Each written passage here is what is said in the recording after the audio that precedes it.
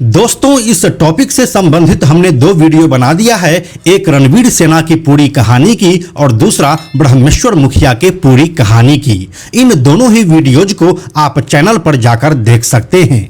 आज के इस वीडियो में हम आपको रणवीर सेना के चीफ रहे ब्रह्मेश्वर मुखिया के हत्याकांड की कहानी सुनाने वाले हैं।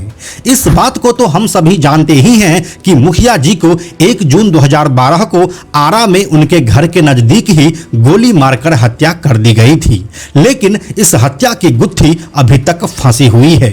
यहां तक कि सीबीआई ने जिनको नामजद किया है वे भी खुद को बेकसूर बता रहे हैं। ऐसे में यह पूरी कहानी और भी ज्यादा दिलचस्प बन जाती है।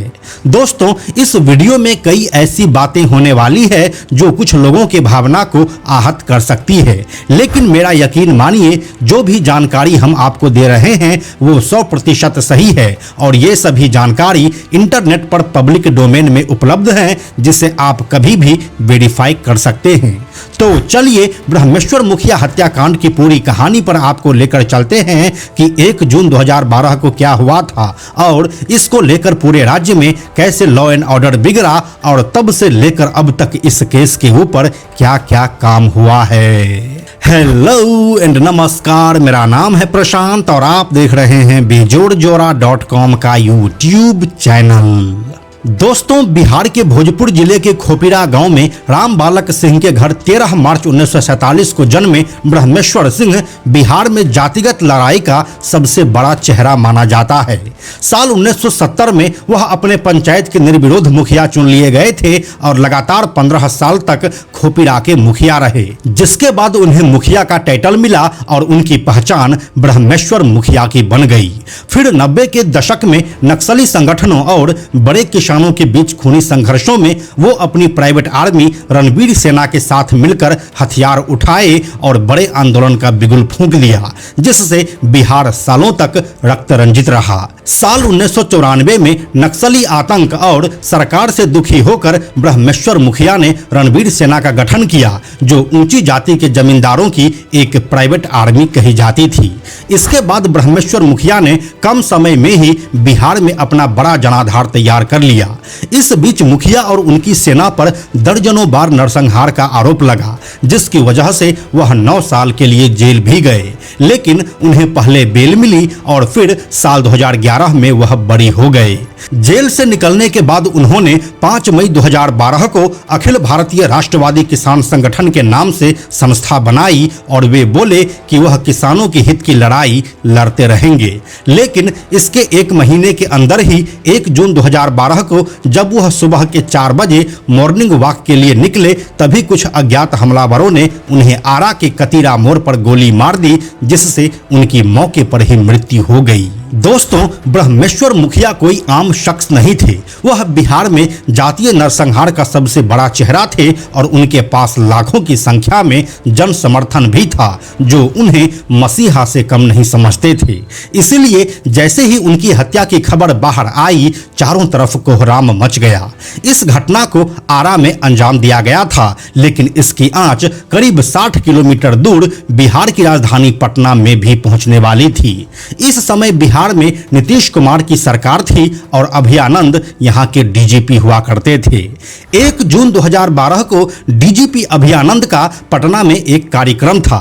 इस कार्यक्रम में शामिल होने के लिए वह सुबह भागलपुर से पटना के लिए निकले, जिसके बाद रास्ते में उन्हें भोजपुर के एसपी का फोन आया कि ब्रह्मेश्वर मुखिया की शहर में किसी ने गोली मारकर हत्या कर दी है। डीजीपी अभयानंद ब्रह्मेश्वर मुखिया की शख्सियत से परिचित थे और उन्हें इस बात का आभास हो चुका था कि अब शायद शहर जलने वाला है, जिसके बाद वह पटना के बजाय सीधे आरा पहुंचे। जब वह स्पॉट पर पहुंचे तो वहां के हालत बेकाबू हो चुके थे।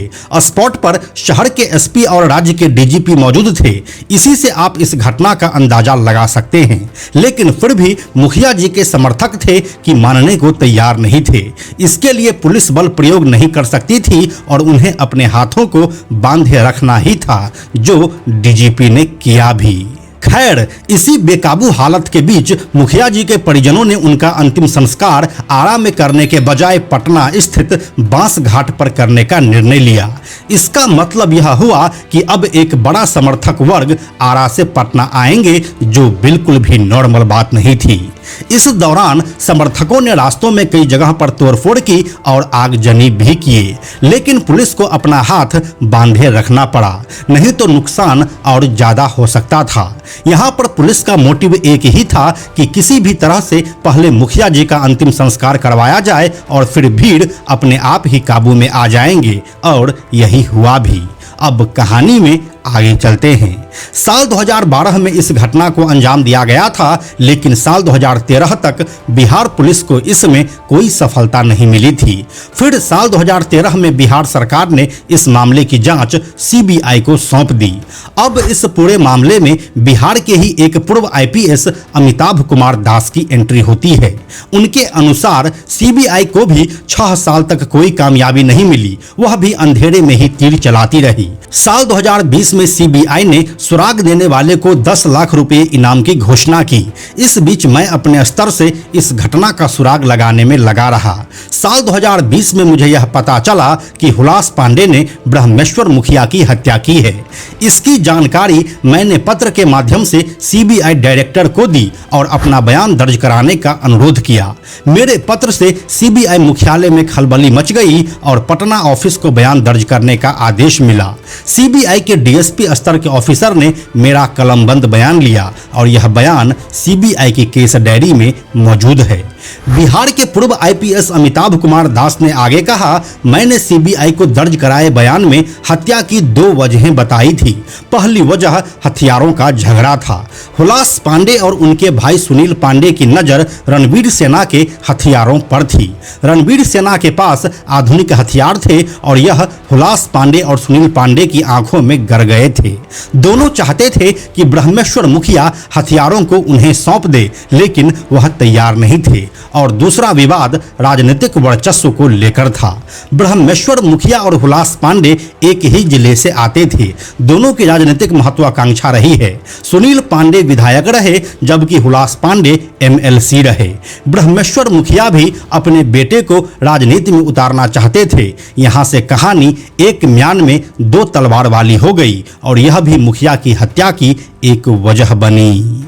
दोस्तों, इसके बाद सीबीआई ने ब्रह्मेश्वर मुखिया हत्याकांड को लेकर जो चार्जशीट दाखिल किया, उसमें कुल 30 लोगों को गवाह बनाया। इसमें मुखिया जी के पुत्र इंदु भूषण और चश्मदीद गवाह ओम नारायण राय के अलावा करीब 12 लोगों, सदर अस्पताल के 4 डॉक्टर एवं एफएसएल के जांच पदाधिकारी समेत पुलिस एवं सीबीआई के सब इंस्पेक्टर और डीसीपी से लेकर 13 पदाधिकारी गवाह बनाए गए। सीबीआई ने अपने जांच में यह भी खुलासा किया कि 1 जून 2012 की सुबह 4 बजे हुलास पांडे, अभय पांडे, नंदगोपाल पांडे उर्फ फौजी, रितेश कुमार उर्फ मोनू, मनोज राय उर्फ मनोज पांडे, प्रिंस पांडे और बालेश्वर राय एक दूसरे से जुड़े हुए थे।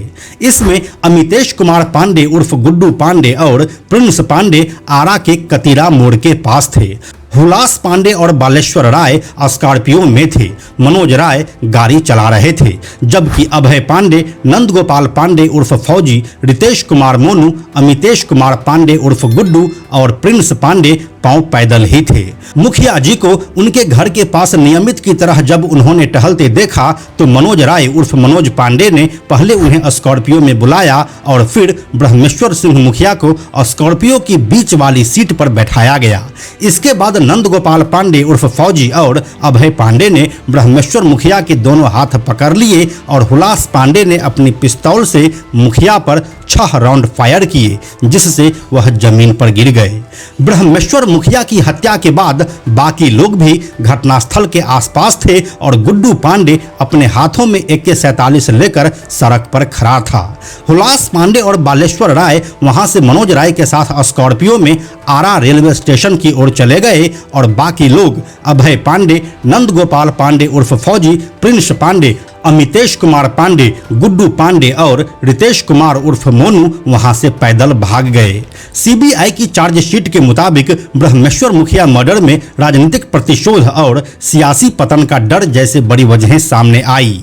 चार्जशीट के मुताबिक जिन क्षेत्रों में ब्रह्मेश्वर मुखिया ने किसानों और मजदूरों को एकजुट करना शुरू किया था, वहां के कई जिलों में उनका जनाधार तेजी से बढ़ रहा था। ब्रह्मेश्वर मुखिया 9 साल जेल में बिताने के बाद जब साल 2011 में बाहर आए तो बक्सर, रोहतास, भोजपुर, जहानाबाद, गया और औरंगाबाद जिलों में कई बड़ी रैली की, जिसके बाद किसान और मजदूरों में उनकी लोकप्रियता बढ़ गई। ब्रह्मेश्वर मुखिया की यह लोकप्रियता कई राजनीतिक लोगों के लिए पॉइजन बन गई थी। राजनीतिक पतन के कारण पूर्व एमएलसी हुलास पांडे ने 7 अन्य लोगों के साथ मिलकर इस घटना को अंजाम दिया। ये पूरी कहानी सीबीआई ने अपनी चार्जशीट में लिखा है। अब इस घटना में 7 लोगों का नाम सीधे तौर पर आया था, लेकिन इसमें जो सबसे बड़ा नाम था वो था हुलास पांडे का। हुलास पांडे साल 2009 से लेकर 2015 तक बिहार के एमएलसी रह चुके थे। इस घटना में नाम आने के बाद हुलास पांडे का कहना है कि वह घटना वाले दिन पटना स्थित अपने आवास पर थे, जहां पर उनके साथ 6 अंगरक्षक भी मौजूद थे जो कि सरकारी थे, और इस घटना का हमसे कोई संबंध नहीं है। जहां तक सीबीआई की बात है तो हम उनके साथ पूरी तरह से कोऑपरेट करने को तैयार हैं, और यहां तक कि हम नार्को टेस्ट के लिए भी तैयार है। मुखिया जी के मर्डर केस में मेरा कोई हाथ नहीं है। वहीं इस घटना की चश्मदीद रहे ओम नारायण राय का कहना है कि हुलास पांडे ने मेरे सामने ही मुखिया जी को गोली मारी थी। आप उनका यह इंटरव्यू सुनिए। मुखिया जी का हत्या हुलास पांडे ने किया। सुबह का समय था, हम भी वहाँ पर मौजूद थे। इन्हीं लोगों ने बुलाया था, हम वहाँ गए थे, वहाँ मौजूद थे। और सीबीआई के हम अपने 164 के बयान में सब कुछ बताए थे। चार्जशीट उसी पर हुआ। इस बयान के बाद ओम नारायण राय अपने परिवार के ऊपर जान का खतरा भी बता चुके हैं, और वह अपने लिए बॉडीगार्ड का डिमांड भी कर चुके हैं। वहीं इस चार्जशीट में नाम आने के बाद लोजपा रामविलास पार्टी के संसदीय बोर्ड के अध्यक्ष और पूर्व विधान पार्षद हुलास पांडे ने अपने पद से इस्तीफा दे दिया। उन्होंने सीबीआई के चार्जशीट पर सवाल उठाया और अपने ऊपर लगे आरोपों को निराधार भी बताया। उन्होंने कहा कि आरोप पत्र न्याय संगत नहीं है। वे घटना के दिन अपने पटना स्थित सरकारी आवास पर थे और उनके सरकारी अंगरक्षक भी उनके साथ ही थे। तो दोस्तों, यही थी रणवीर सेना के चीफ रहे ब्रह्मेश्वर मुखिया हत्याकांड की पूरी कहानी, जो अभी तक कमोबेश उलझी हुई ही है। इस कहानी के बारे में अपनी राय आप हमें कमेंट बॉक्स में लिखकर जरूर बताइए। हम जल्दी मिलते हैं आपसे एक नए कहानी के साथ। दोस्तों, YouTube हमारी वीडियोज की रीच को आगे नहीं बढ़ा रहा है, इसलिए हमें आर्थिक समस्या का सामना करना पड़ रहा है। अगर आपको बेजोड़ जोड़ा के वीडियोज से कुछ अच्छा जानने और सीखने को मिलता है तो कृपया हमें आर्थिक सहायता दें, जिससे कि यह जानकारी आपको आगे भी मिलता रहे। आप हमें 100, 200, 500 या फिर 1000 रुपये से भी अपना समर्थन दे सकते हैं, जिससे कि हम नए नए कहानियों पर लगातार काम करते रहें। आपके सहयोग के लिए धन्यवाद। साथ में हम आपको यह भी बताते चलें कि आप में से 97% ऐसे लोग हैं जो हमारे वीडियोस को देखते तो हैं, लेकिन हमारे चैनल को सब्सक्राइब नहीं करते हैं। ऐसे लोगों से हमारी हाथ जोड़कर विनती है कि अगर आपको हमारे वीडियोस पसंद आ रहे हैं तो आप बेजोड़ जोड़ा के इस चैनल को सब्सक्राइब जरूर कर लीजिए। साथ ही बेजोड़ जोड़ा नाम से हमारा एक एक्स अकाउंट है, यानी कि ट्विटर अकाउंट है, आप उसे भी फॉलो जरूर कीजिए। यह वीडियो अगर आपको पसंद आया तो इसे लाइक और शेयर जरूर करें। आने वाले वीडियोस के लिए बेजोड़ जोड़ा को सब्सक्राइब करके बेल आइकन को टच करना ना भूलें। Thank you so much.